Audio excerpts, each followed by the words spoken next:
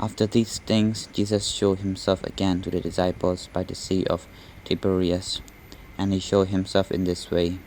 Gathered there together were Simon Peter, Thomas called the twin, Nathanael of Cana in Galilee, the sons of Zebedee, and 2 others of his disciples.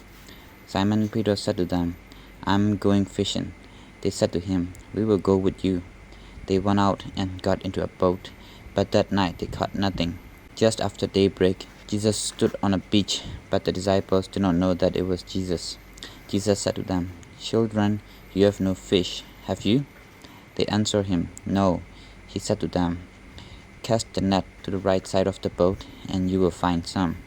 So they cast it, and now they were not able to haul it in because there were so many fish. That disciple whom Jesus loved said to Peter, "It is the Lord." When Simon Peter heard that it was the Lord, he put some clothes, for he was naked, and jumped into the sea. But the other disciples came in the boat, dragging the net full of fish, for they were not far from the land, only about 100 yards off. When they had gone ashore, they saw a charcoal fire there, with fish on it and bread. Jesus said to them, "Bring some of the fish that you have just caught." So Simon Peter went aboard and hauled the net ashore, full of large fish, 153 of them, and though there were so many, the net was not torn. Jesus said to them, "Come and have breakfast." Now none of the disciples dared to ask him, "Who are you?" because they knew it was the Lord. Jesus came and took the bread and gave it to them, and did the same with the fish. This was now the 3rd time that Jesus appeared to the disciples after he was raised from the dead. When they had finished breakfast, Jesus said to Simon Peter, "Simon, son of John, do you love me more than these?" He said to him, "Yes, Lord, you know that I love you." Jesus said to him, "Feed my lambs." A second time he said to him, "Simon, son of John, do you love me?" He said to him, "Yes, Lord, you know that I love you." Jesus said to him, "Tend my sheep." He said to him the 3rd time, "Simon, son of John, do you love me?" Peter felt hurt because he said to him the 3rd time, "Do you love me?" And he said to him, "Lord, you know everything.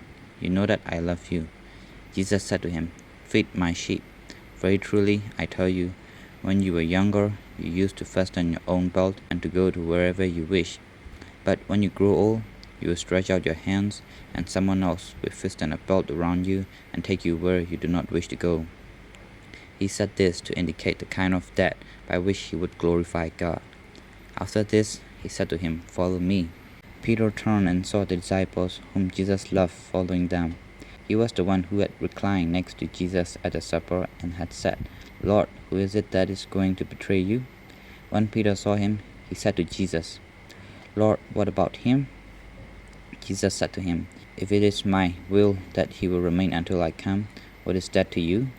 Follow me." So the rumor spread in the community that the disciple would not die. Yet Jesus did not say to him that he would not die, but, "If it is my will that he remain until I come, what is that to you?" This is the disciple who is testifying to these things and has written them, and we know that his testimony is true. But there are also many other things that Jesus did. If every one of them were written down, I suppose that the world itself could not contain the books that would be written.